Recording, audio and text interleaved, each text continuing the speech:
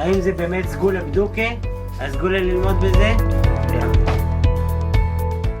Erev Tov, good evening, Dobra Vietcher. We are in the Zera Shimshon on Parshas, on a double parsha, Vayakel Pikudei.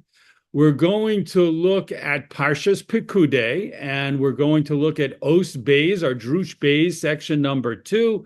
This is a rather lengthy piece, so we're only going to do the first half of this piece tonight. And interestingly enough, this piece does not talk about the parsha directly. It talks about the Haftorah, and it talks about the regular Haftorah that we would read in other years, not the one that we happen to be reading this Shabbat, because this Shabbat we have a special Haftorah. So when you, whatever we learn today, please remember it's about the regular Haftorah for Parshas, for when Vayakel Pikudei are read. It's not for the parsha that you're going to hear in Shabbat, that we're all going to hear in Shabbat, on Shabbat, Bezrat Hashem, in the Beit Knesset.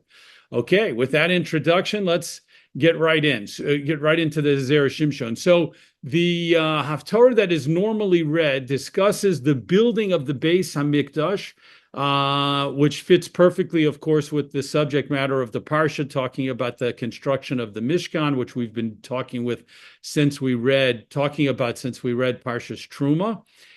Then we had Parshas Tetzaveh, and then Kisisa, and now Vayakel Pikudei to wrap up Sefer Shmot.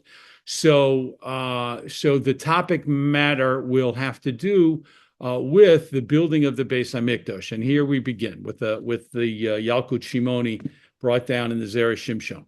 Yalkut. It says in the Yalkut Shimoni, Vatishlam kol hamalacha. The pasuk says that all of the work, meaning the work involved in building the Beis HaMikdash, this of course is the first Beis HaMikdash, the Beis HaMikdash built by Shlomo HaMelech. Vatishlam, it was completed. All of the work was completed. So the Yalkut Shimoni comments, Vatihi Shalom, that you could read the word Vatishlam in an alternate reading.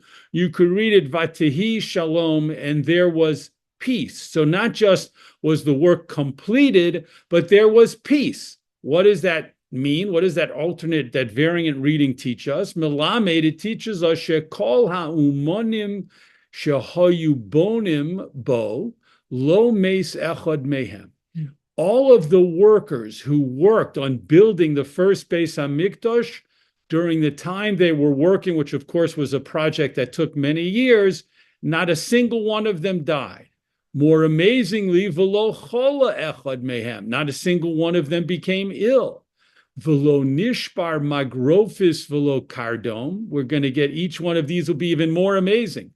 And not a single rake or a single axe broke. V'lo chosh be'enov, and none of the workers, not only did they not die or become sick, they didn't have any eye pain. V'lo nifsa kli hamalacha, and none of the tools that they were using shattered. V'lo nishbar echad mehem, they didn't even break. And that's the first thing that the Yalkut Shimoni learns from Vatishlam kol hamalacha. The work was completed. Vatihi Shalom is the drush. There was peace. What does it mean, peace? Well, it means it was kind of idyllic. For all the years that the workers were working on the Beis HaMikdash, building the first temple, the conditions were perfect. No one became sick. No one became ill. No one got injured. Even the tools and instruments they were using didn't break and remained intact and whole. It was incredible. It was the perfect working and living conditions. So that's the first approach in the Yalkut Shimoni. And now we're going to hear a second approach that makes things look a little less idyllic. Dovar acher, another meaning of Vatishlam kol hamalacha, all of the work was completed. Kevan shehishlimu ha'umonin es hamalacha, when the workers completed the work, shalma nafsham, their souls were completed, meaning they died. So the second approach to the work was completed and there was peace, meaning eternal peace. The workers who completed the project of building the first temple all died after the work was completed. And we don't mean died at some subsequent point. We mean they pretty much died after the work was completed. So the Yalkut Shimoni itself points out the following. Achshav dorashta shelo chola echad mehem. Now you're teaching us, a moment ago you taught us that not even one of the workers became ill. Ve'achshav ata omer sheshoma nafsham. And now you're teaching us that they died, that their peace came on their souls, and they died. How is that? They weren't even sick. They were the pictures of health. They were in perfect health. And now you're telling us they all died after the work was completed. Omar HaKadosh Baruch Hu. So the Yalkut explains this very bizarre phenomenon of perfect health for many years of building, and then almost immediate death when the building is completed. Omar HaKadosh Baruch Hu. So God said, Shelo yachrichum umos ha'olam v'yivnu imahem binyanos. The reason the workers needed to die when the project was finished is so they would not be compelled by non-Jewish powers or forces or soldiers and have to build other buildings. V'yihu omrim, and the non-Jewish people who compelled them to build buildings for them would say, Eluhem shebanu im Shlomo binyan Elokim. These are the ones who built the house of God for Shlomo HaMelech. And because Hashem did not want that to happen, he had these workers, he arranged for these workers to leave the scene permanently after they completed the building of the Beis HaMikdash, in order that there would never be a situation where they were compelled to work on buildings for totally different types of employers, non-Jewish employers, and presumably that means temples for idol worship and things like that. And so in order to prevent that possibility from happening, they died after they built the Beis HaMikdash. Umahu vatishlam. And what does it mean when it says peace? They were complete and there was peace. Alai l'shalem lahem matan sachar. The Yalkut says vatishlam can have a third meaning. It doesn't just mean they completed the work and there was peace. It means Hashem says, I took their lives after they finished the project, and now it is incumbent upon me to give them reward for the incredible work that they did in building the Beis HaMikdash, Ad Kan Lashono, until here is a quote from the Yalkut Shimoni. So we have seen many different excerpts from different midrashim before that the Zera Shimshon starts with, but this has to be one of the most unusual, most fascinating, and really most jarring to think that, number one, to learn that how incredibly perfect the conditions were during the years that the workers were building the first temple, the first Beis HaMikdash, and then to find out when the project was completed, they all died. Shocking, amazing, incredible. But that's what the Yalkut Shimoni says. So let's continue. Hamedrash atzmo hirgish hastira. The Yalkut Shimoni Medrash itself was sensitive to the fact that the 2 points it made seemed contradictory. Shekosav achshav darashta v'chule v'achshav ata omer, because it wrote in the text of the Yalkut Shimoni, first you told me no one got sick, and now you told me they all died. Ve'eno muvan haterutz. However, even though the Yalkut Shimoni realized there was a problem, the answer that it gives isn't completely understood, isn't easily understood. So, of course, the Zera Shimshon, what he means by saying it's not easily understood is that he wants to explain to us how the Yalkut Shimoni resolves this very unusual, and how he understands this very unusual little piece from the Yalkut Shimoni. Next paragraph. Yesh lomar, and we can say, Hakol hu mitam echad. Everything comes from one reasoning. In other words, it all fits together. Shevishvil shahayu shalom lahem calls man, since there was peace for them all of the time. Moving to the top of the left column, shahayu asukim b'binyan, that they were involved in the building of the temple. Shelo choshu be'einehem v'lo nishbaru keilehem. They didn't have any even eye pain, and they didn't have any broken utensils. Mishum hachi hutzrechu dafka lomus tekef. Because everything was so perfect, that's why they had to die afterwards, immediately. Kedei sheyu bituchim l'schar ha'olam haba, in order to be assured of receiving the reward of olam haba.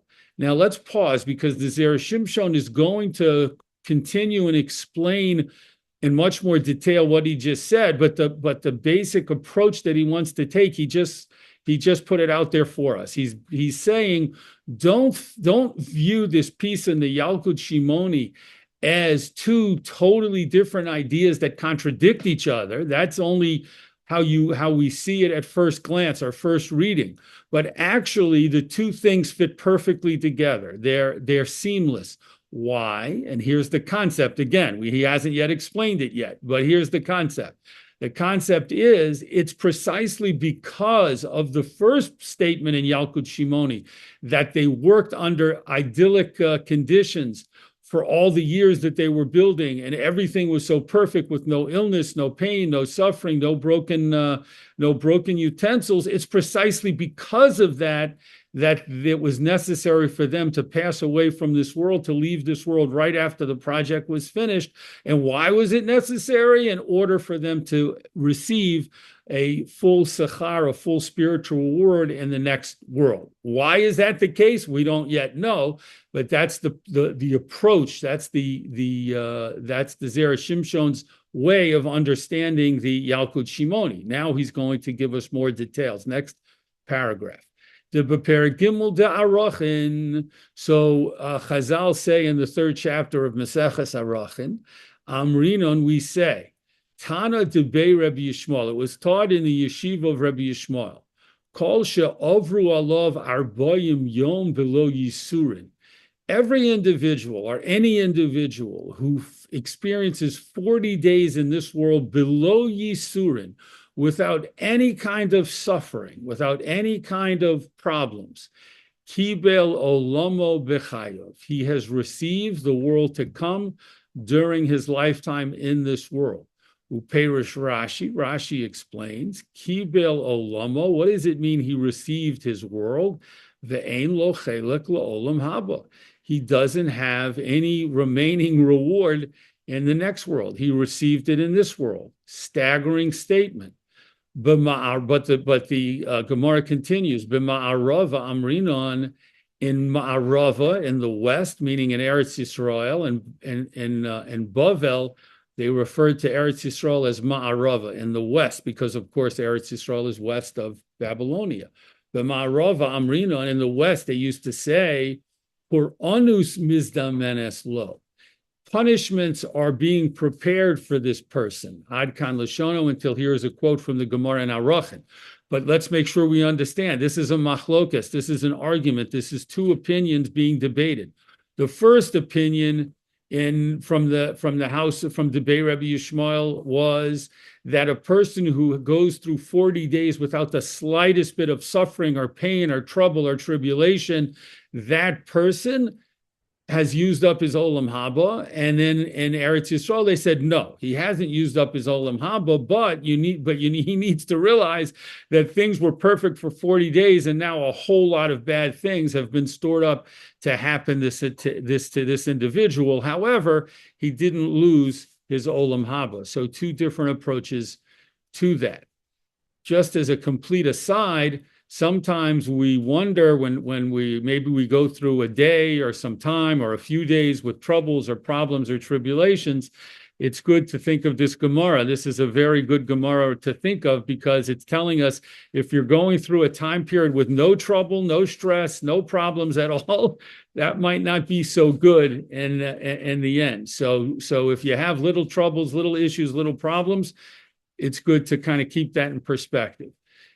Continuing on, ve'elu she'avru aleim kama shanim below yisurin, these workers in the temple who many years passed without any suffering, hayisi omer shekiblu olamam, we would think to say that they used up all of their olam haba.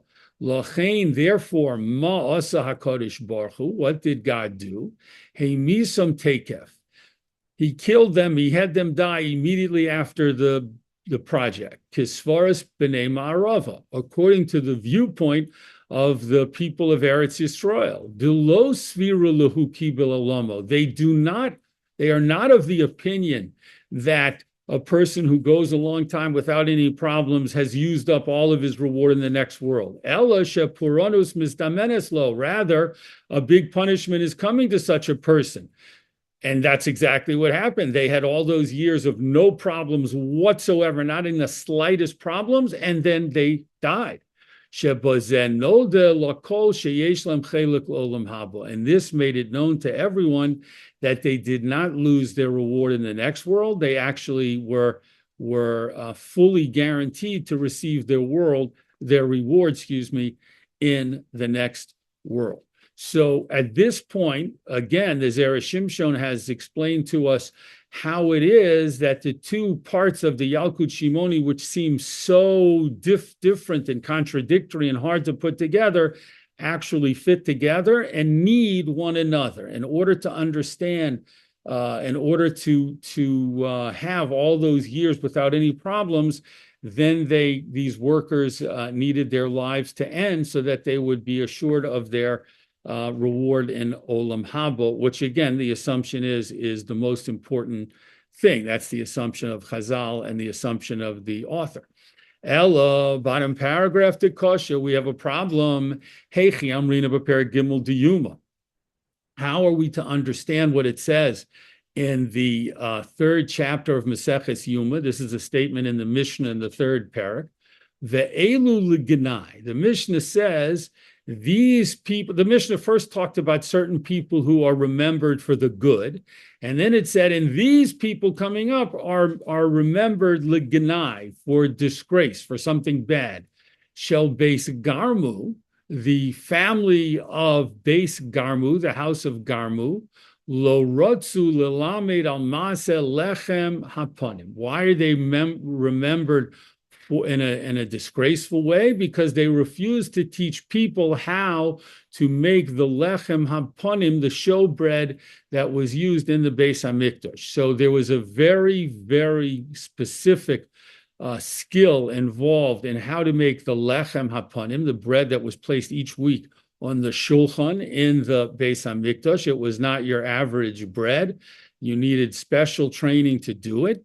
And these people from the house of Garmu used to do it.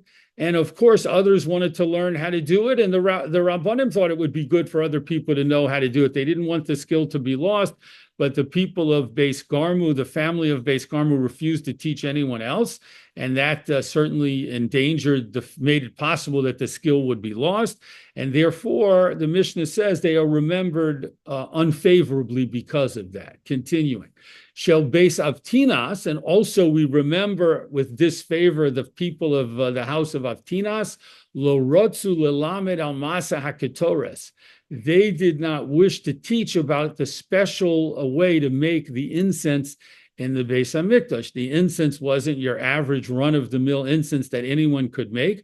It also had secrets to it and special methods to it. And the people of the family of Avtinas did it, and they didn't want to share the secret with anyone else. And so that was looked upon with disfavor. Ve'amrinon taimaihu b'gemara. And the reason these families did not wish to teach anyone else is stated in the Gemara. Shema yilmod adam she'eno hagu. Perhaps if they taught others, they would end up teaching a person who was not appropriate. V'yelech v'yavod avodah zarah b'kach. And this inappropriate person who never should have learned how to do it might go and use it for the purpose of idol worship. So that was their reasoning. So the Zera Shimshon says, if that's the case, why do we remember them disfavorably? Hashem apparently felt the same way, and he brought about the death of the Beis Hamikdash builders in order that the builders couldn't be used to build houses for non-Jews having nothing to do with sacred purposes. Because these builders had built his house, the temple. Umikol shkein hacha, and how much more so here, sheyesh lahakbid sheyavdu avodah zara, that the families didn't want to take even the slightest chance that the people they taught these special skills to might use it for idol worship. So the Zera Shimshon is asking a question. Once we said what we said in the beginning, and we learned why it is that Hashem took these builders out of the world after they built the first Beis HaMikdash, then we have this very strange statement in the Mishnah, which doesn't seem to fit with what we're saying, because the Mishnah is upset and views with disfavor the families who did not want to teach their special skills because they thought other people might go and use them for the purposes of idolatry. Well, that reasoning seems to fit in exactly with what Hashem did with taking the lives of the people who built the first Beis HaMikdash. So how do we fit these things together? Next paragraph. The ode, and furthermore, Lama hikpid HaKadosh Baruch Hu elu habonim. Why was Hashem so particular, so careful about these builders and didn't let them survive? Why did Hashem let the Kohanim who worked in the Beis HaMikdash continue to survive? And he allowed them, when the Beis HaMikdash was destroyed, the Kohanim who had worked in the Beis HaMikdash before it was destroyed went into exile. Why wasn't Hashem concerned that maybe the non-Jews would say shehem mishtamshim ba'osam hakohanim? They were making use of these kohanim sheshimshu bebeis hamikdash la'kadosh baruch hu, and these same kohanim had worked in the Beis Hamikdash in the service of Hashem. So this is a second question, which is connected to the first question, but is a second question. And the Zera Shimshon is saying, if Hashem made the builders of the temple die because they might have been used for profane purposes at the time of the destruction of the first temple, why didn't Hashem make all those Kohanim die out? Because by not doing so, he took a chance that they would be brought into captivity, into Golus, into exile, and forced to do all kinds of profane work and labor, and perhaps even, God forbid, forced to work in temples of idolatry. Why didn't God make them die? Next paragraph. V'yesh lomar, we can say, the hacha shiny, this case of the builders of the Beis HaMikdash is different from the case of the Kohanim. She'elu habonim shabonu bebeis HaMikdash, these people who built the Beis HaMikdash, nasan lahem HaKadosh Baruch Hu chochma uvina yisera. Hashem gave them, blessed them, gifted them with wisdom and special extra understanding. Kedichsiv, as the pasuk says, Re'ei karasi b'shem B'tzalel, I have called by name B'tzalel, who is the one who was appointed by Moshe to build the Mishkan. Asher nasan Hashem chochma usvuna bahema, and Hashem gave special wisdom and understanding in these people that Hashem identified to lead the project of building the Mishkan. V'chein hayu b'vinyan Beis HaMikdash, and so too with the building of the Beis HaMikdash. V'chein meid HaKosav, and a pasuk actually clearly states this regarding the building of the Beis HaMikdash. It says, it identifies one of the workers, Ben Isha Almona Hu Mimate Naphtali. He was the son of a widowed woman from the tribe of Naphtali. V'yimole es ha'chochma v'es ha'tmuna v'es hadas. And he was filled with wisdom and understanding and knowledge. So we see that these people who worked in the Beis HaMikdash, and the Mishkan originally, in the Beis HaMikdash, had very special gifts and blessings of extraordinary skills. V'im elu habonim shezochu lechochma yisera, and if these workers who merited to have this special wisdom, hayu holchim umisaskim b'binyan shel nachrim, if later on they would have gone and worked on and involved themselves in building buildings for non-Jews, hayu zilzul gadol, this in fact would have been a great disgrace, because they'd be using the special building gifts that Hashem gave them for the Mishkan and the Beis HaMikdash for profane purposes. V'lachein hi misam HaKadosh Baruch Hu, and that's why God had to kill them off. Mashein Kain b'Kohanim, this whole line of reasoning doesn't apply to the Kohanim. Shelo hayu bahem shum chachma yisera. They didn't have any extraordinary wisdom. Ela shahayu misaskin b'asiyas harkorbanos kederach kol adam.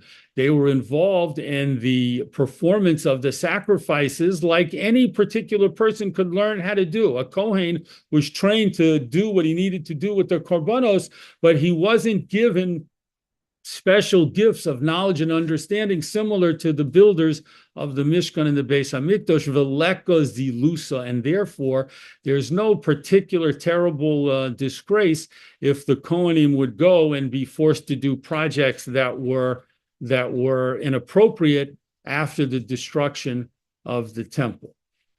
Now we have one more paragraph to go before we stop in this piece for this week. Ve'ein lahakshos, top of the column on the left. And we should not ask, Lama lo notel HaKadosh Baruch Hu mehem habino yisera shenosan lahem. We shouldn't ask the following question, which actually seems like a very reasonable, sensible question, and that's why the Zera Shimshon is bringing it up.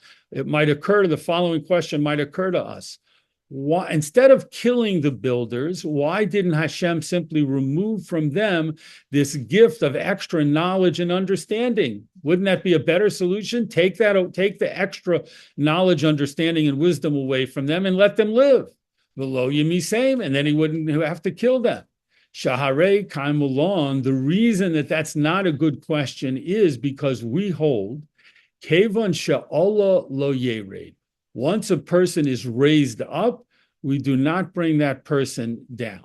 Meaning, in this case, you can see that's a quote from the Gemara in Zvachim. You can see in the parentheses, but Zera Shimshon's applying it to say these builders were raised up to an extraordinary level in terms of their knowledge and understanding of building and forming the Beis HaMikdash and also the Mishkan and also the Beis HaMikdash. Once they were raised up to be able to do that, we don't take them down by taking away that special knowledge and gift that Hashem gave them. The Ode, and another reason that this would not have worked, taking away the special knowledge and wisdom would have been more difficult and painful for them than allowing them to die. Kidichsiv, as a pasuk says in Shir Hashirim, ki aza chama ves ahava, love is even more fierce than death. Koshe kishaol kina, and jealousy is even more difficult for a person to experience than the grave. Ukemoshe tirtzu bezohar parshas vayelech, and this is similar to what it says in the Zohar on parshas vayelech, al shehemis Shaul mipnei David. The Zohar discusses why did Shaul have to die before David began to rule, and it explains that Shaul dying was less painful to him than being alive and seeing David become the new king in his stead and rule in his place. V'ayin sham, see there. V'od b'medrash shof parshas vayelech, and the similar statement is also made in the Medrash Rabbah at the end of parshas vayelech. Omar Moshe, where Moshe is Medrash says Moshe said, "Mea misos velokina achas." I'd rather experience death 100 times and not feel the pain of jealousy. What's being referred to there is the fact that towards the end of Moshe's life, Hashem gave a nevuah, a prophetic message to Yehoshua that he did not share with Moshe. And that was very painful for Moshe. And Moshe said, better for me to die than to stay alive and see the transfer of nevuah to my student Yehoshua. Better for me to die, and then Yehoshua will take over and receive all the nevuos afterwards, as opposed to me staying alive and witnessing that myself while I'm still alive. So the Zera Shimshon's point here in this last paragraph for us is that question that might have seemed so reasonable and might still seem reasonable to us after all. Usually we assume that anything is better than death, so it would have been better perhaps for these builders to have their special wisdom taken away than to die. And the Zera Shimshon gives two answers as to why that's not actually the case. But taking a step back to give a recap. So the Zera Shimshon started off with a very, very unusual quote from the Yalkut Shimoni, and one that tells us about the workers of the Beis Hamikdash and how they experienced perfect times for many years while building, and then died right afterwards. And then the Zera Shimshon went on to show us how, even though that seemed so difficult to understand and so contradictory, actually the two pieces fit together once we see certain principles that the Zera Shimshon taught us from different Gemaras and statements made by Chazal. So we look forward to Yasher Koach for learning in the Zera Shimshon this week. We look forward to continuing in this particular piece, God willing, next year when this parsha circles back around again. And in the meantime, hopefully, B'ezras Hashem, we'll learn together in next week's parsha in the Zera Shimshon next week.